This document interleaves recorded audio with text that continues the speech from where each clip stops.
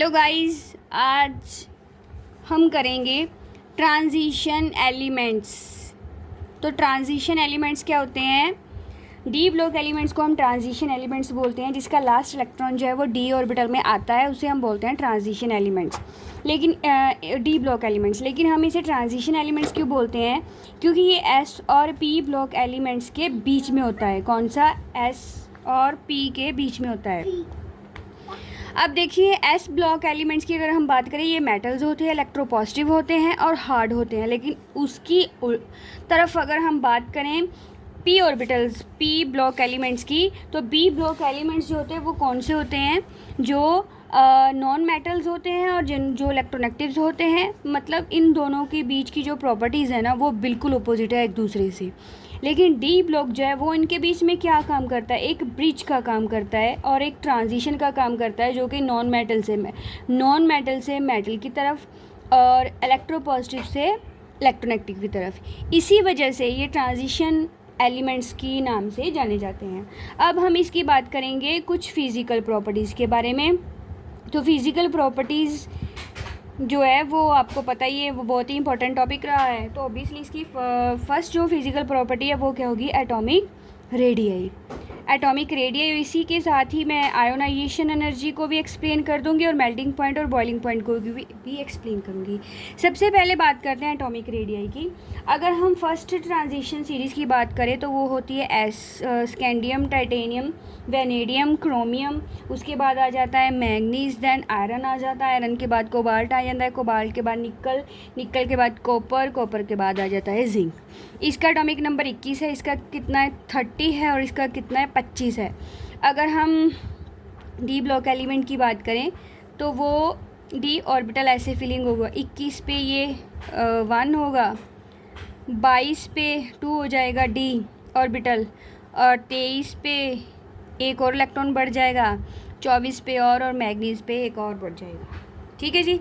अब इसके इलेक्ट्रॉन जो है वो बढ़ रहे हैं और न्यूक्लियर चार्ज ज़्यादा होने की वजह से न्यूक्लियर चार्ज जो है वो क्या है? मोर है। वो क्या कर रहा है? वो सेम ही ऑर्बिटल के बीच इलेक्ट्रॉन बढ़ रहे हैं, तो वो क्या करेगा? अपनी तरफ खींचेगा। अगर खींचेगा तो उनका साइज़ जो है वो क्या हो जाएगा? डिक्रीज़। ठीक है। लेकिन इसके बाद जो साइज़ है वो इंक्रीज़ हो रहा है। उसका कारण क्या है? कि जब हम 26 की तरफ चलेंगे तो इलेक्ट्रॉन जो है उनकी पेयरिंग होनी स्टार्ट हो जाएंगी, नंबर ऑफ़ इलेक्ट्रॉन ज़्यादा बढ़ जाएंगे। तो ये वाले जो इलेक्ट्रॉन्स है वो एक दूसरे के साथ क्या करेंगे? रिपल्शन। ठीक है।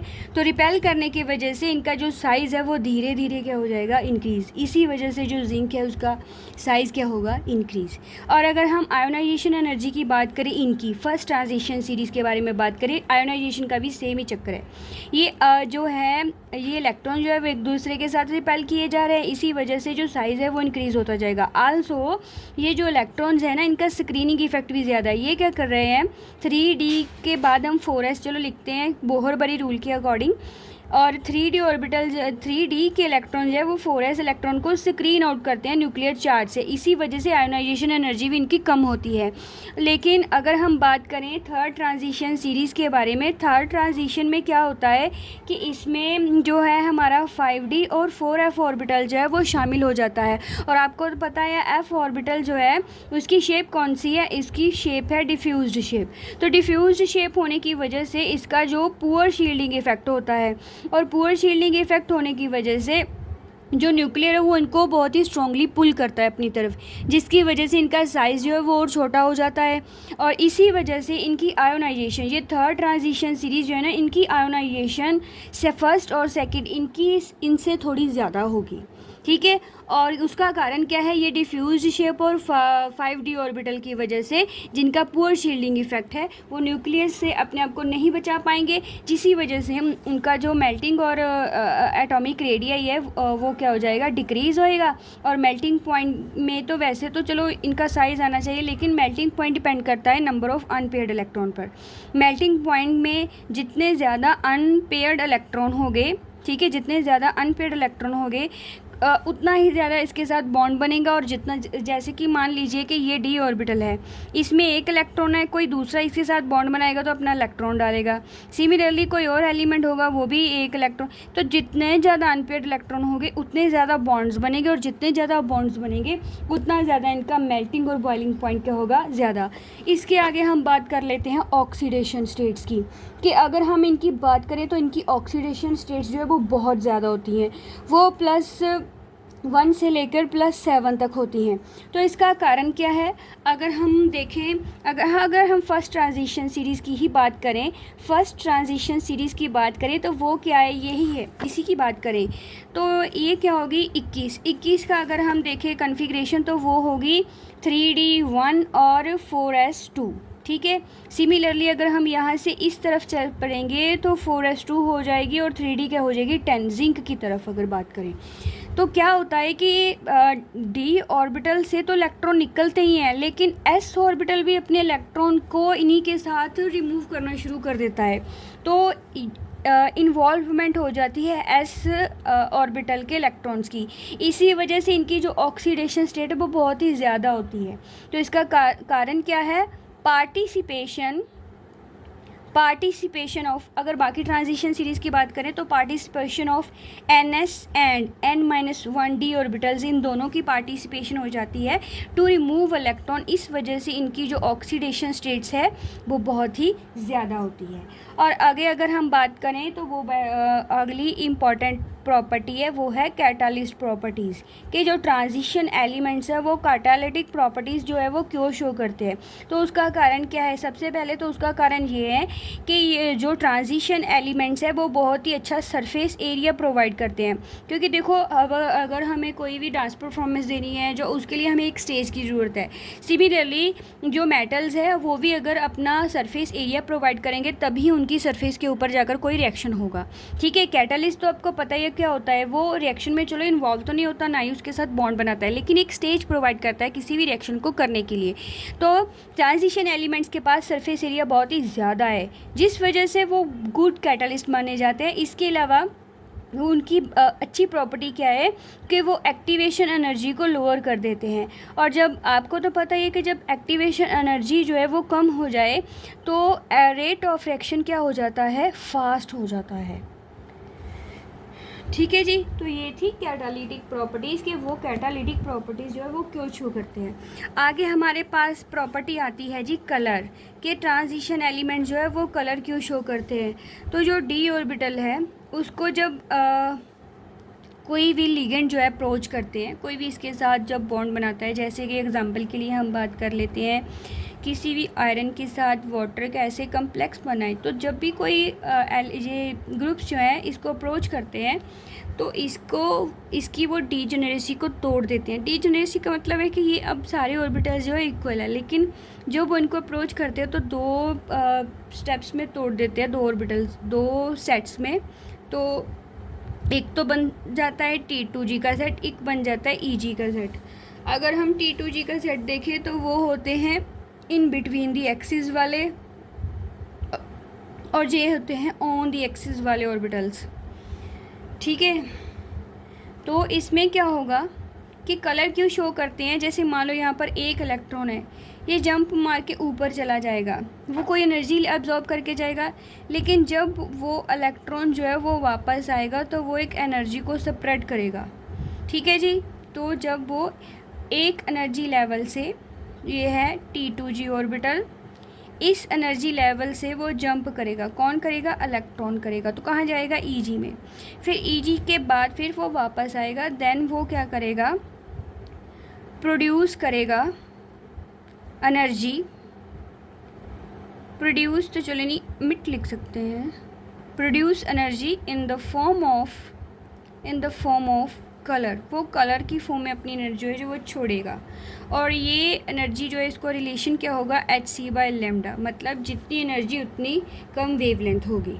ठीक है जी। तो वो किस वजह से संभव है, कलर का जो ट्रांजिशन एलिमेंट्स है वो कलर क्यों शो करते हैं, डी ट्रांजिशन की वजह से। कौन सी ट्रांजिशन की वजह से, डी ट्रांजिशन की वजह से। डी ट्रांजिशन मतलब एक लोअर डी ऑर्बिटल से जो इलेक्ट्रॉन है वो जंप मारकर ऊपर जाएगा, कौन से ट्रांजिशन में, वो जाएगा D orbital, another D orbital में। इसी वजह से इनको डी ट्रांजिशंस बोलते हैं।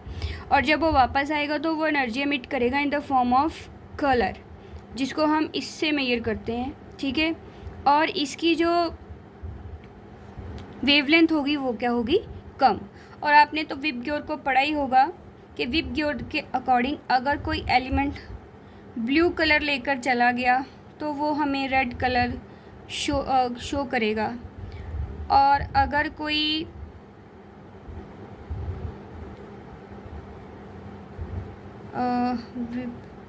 विबग्योर, ठीक है, तो ऐसे ये हमें शो करेंगे। अगर वो ग्रीन कलर लेकर जाएगा तो हमें येलो कलर एमिट करेगा, ऐसे इसका होता है। अगर हम बात करें अगली फिज़िकल प्रॉपर्टीज़ की तो वो है हमारे पास मैग्नेटिक बिहेवियर, ठीक है। मैग्नेटिक बिहेवियर जो है वो डिपेंड करता है नंबर ऑफ़ अनपेयर्ड इलेक्ट्रॉन के ऊपर। मैग्नेटिक बिहेवियर जो है वो किस पर डिपेंड करता है, नंबर ऑफ़ अनपेयर्ड इलेक्ट्रॉन के ऊपर। जितने ज़्यादा नंबर ऑफ़ अनपेयर्ड इलेक्ट्रॉन होंगे उतना ज़्यादा मैग्नेटिक करैक्टर क्या होगा, मोर, उतना ही मोर क्या होगा, मैग्नेटिक करैक्टर होगा, ठीक है। जैसे एग्जांपल के लिए हम इसकी बात करें, स्कैंडियम से लेकर अगर हम आगे जाएं तो 1 इलेक्ट्रॉन बढ़ जाएगा। फिर आगे जाएंगे तो Mn के साथ, Mn में अगर देखें तो ये इलेक्ट्रॉन जो है वो 5 अनपेयर्ड इलेक्ट्रॉन है, तो इनकी स्पिन जो है वो एक तरफ है और इसकी वजह से इनमें जो मैग्नेटिक बिहेवियर है वो ज़्यादा होगा। आल्सो अगर हम इन्हें मेजर करें बोहर के रिलेशन के अकॉर्डिंग तो हमारे पास म्यू का आ जाएगा n+2 और ये क्या आ जाएगा 5+2, ठीक है। 7 × 5 कितना आ जाएगा 35। तो ये इनका मैग्नेटिक मूवमेंट है। और अगर हम चलते हैं मैग्नीज टू आगे, जैसे आयरन की बात करें तो अब कितने रह जाएंगे 4, तो फिर यहाँ पर 4 आ जाएगा। उसके बाद अगर हम बात करें निकल की, आयरन के आगे कोबाल्ट की, तो यहाँ पर आ जाएगा अब 3 इलेक्ट्रॉन रह जाएंगे। फिर अगर हम बात करें निकल की तो और इलेक्ट्रॉन आ जाएगा। अगर हम कॉपर की बात करेंगे तो और जिंक की, तो इसका मतलब ये अब जो स्पिन है वो अपोजिट डायरेक्शन में तो कैंसिल हो जाएगी, तो स्पिन हमारे पास क्या आ जाएगी 0। इसका मतलब है जिंक का जो मैग्नेटिक मूवमेंट क्या होगा, वो क्या होगा, लोअर मैग्नेटिक मूवमेंट होगा, ठीक है जी। और आगे हमारे पास कौन सी टाइप है, वो है कम्प्लेक्स फॉर्मेशन की, के ट्रांजिशन एलिमेंट्स जो है वो कम्प्लेक्स क्यों फॉर्मेशन करते हैं, तो उसका कम्प्लेक्स फॉर्मेशन कैसी होती है, ये थी कम्प्लेक्स फॉर्मेशन, ठीक है।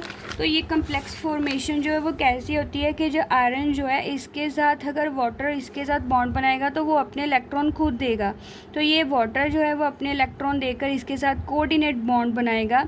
तो उसकी कंडीशन क्या होनी चाहिए, उसकी कंडीशन ये होनी चाहिए कि अगर वो आयरन मेटल जो है वो इलेक्ट्रॉन रिसीव करेगी तो उसके लिए इसके पास रूम भी तो होना चाहिए ना, खाली डब्बा तो होना चाहिए ना।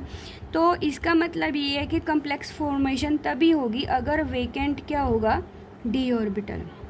अगर वेकेंट क्या होगा, डी ऑर्बिटल होगा, तब इसकी फॉर्मेशन होगी। दूसरा, साइज़ जो है मेटल का, साइज़ ऑफ मेटल क्या होना, शुड बी स्मॉल होना चाहिए, ठीक है। और उसके अलावा इसका जो न्यूक्लियर चार्ज है वो क्या होना चाहिए, मोर। न्यूक्लियर चार्ज क्या होगा, मोर। तो ट्रांजिशन एलिमेंट्स ही कम्प्लेक्स क्यों बनाती हैं, क्योंकि एक तो उनके पास वेकेंट डी ऑर्बिटल होता है, दूसरा उनका साइज़ जो होता है वो बहुत ही स्मॉल होता है, और उनके पास जो न्यूक्लियर चार्ज होता है वो भी ज़्यादा होता है। अब लास्ट हमारे पास आती हैं इंटरस्टिशियल कंपाउंड, ठीक है। इंटरस्टिशियल कंपाउंड अलॉय फॉर्मेशन क्यों करती हैं ये, और आता है एटोमाइजेशन क्यों शो करती हैं ये, एटोमाइजेशन क्यों शो करती है। तो उसका कारण क्या है, इसके ट्रांजिशन एलिमेंट्स की हम बात करें तो ऐसे जब एटम्स एक दूसरे के साथ अरेंज होती हैं तो इनके बीच एक वॉइड खाली होती है, ये जगह खाली होती है। जब कोई भी एटम जो होती है इसके बीच जाकर जगह ले लेती है, इसके बीच हमेशा स्मॉल एटम्स ही जगह लेंगी। और स्मॉल एटम्स कौन सी होती हैं? हाइड्रोजन होती है, ऑक्सीजन होती है, नाइट्रोजन। तो वो इसके बीच जाकर जगह ले लेंगी जो वो इंटरस्टिशियल कंपाउंड बनाएंगी। और अलॉय फॉर्मेशन भी आपको पता है कि जब हम मिक्स करते हैं टू मेटल्स को, एनी टू मेटल्स को, सो दैट कि उनकी प्रॉपर्टीज़ जो चेंज हो जाए तो उसे क्या बोलते हैं? उसे बोलते हैं अलॉय। ठीक है, रिप्लेस कर देते हैं थोड़ी प्रॉपर्टीज़ चेंज करने के लिए। तो सो दैट कि थोड़ा जैसे कि हम स्टील जो है वो आयरन और एलुमिनियम को मिक्स करके बनाते हैं, जिंक को भी किसी बार मिक्स करके बनाते हैं, सो दैट कि उसकी प्रॉपर्टी जो वो चेंज हो जाए, वो प्योर लोहा नहीं रहता। अगर हम एटोमाइजेशन की बात करें सिमिलरली, इसका मतलब भी यही है कि हमें उन्हें मिक्स करना है। तो इन सब की कंडीशंस क्या होगी? इन सब की कंडीशन मतलब जितने भी ट्रांजिशन एलिमेंट्स हैं वो इंटरस्टिशियल कंपाउंड अलॉय फॉर्मेशन या एटोमाइजेशन क्यों करते हैं? क्योंकि उनकी जो साइज़ होती है ऑफ एलिमेंट्स वो क्या होता है? ऑलमोस्ट सेम होता है। और सेम होने की वजह से दे आर ईजीली रिप्लेस हो जाते हैं। ये क्या हो जाता है? Easily replace. और उनमें फोर्स ऑफ अट्रैक्शन फिर क्या हो जाती है? मोर हो जाती है। और इनके पास अनपेड इलेक्ट्रॉन भी होते हैं ना, अनपेड इलेक्ट्रॉन की वजह से भी उनकी जो बॉन्डिंग है वो होती है स्ट्रॉन्ग हो जाती है। क्योंकि देखिए ना, अगर हम किसी जैसे ये आटम है, इसकी जगह हम इसी की रिप्लेस करेंगे तो ओबियसली रिप्लेस हो जाएगा। लेकिन अगर हम कोई बड़ा एटम ले लेंगे तो वो रिप्लेस नहीं कर पाएगा। तो सिमिलर साइज़ होने की वजह से ये ईजिली एक दूसरे को रिप्लेस कर पाते हैं और इनके बीच अनपेड इलेक्ट्रॉन होता है जो बॉन्ड बनाने के काम आता है। इसी वजह से ये इंटरस्टिशियल कंपाउंड और अलॉय और एटोमाइजेशन शो करते हैं। तो ये था आज का हमारा टॉपिक, ये बहुत ही इंपॉर्टेंट था। तो मैंने बहुत ही शॉर्ट वीडियो में आपको समझाने की कोशिश की है। आई होप सो कि आपको ये वीडियो अच्छी लगी हो। Thank you for watching.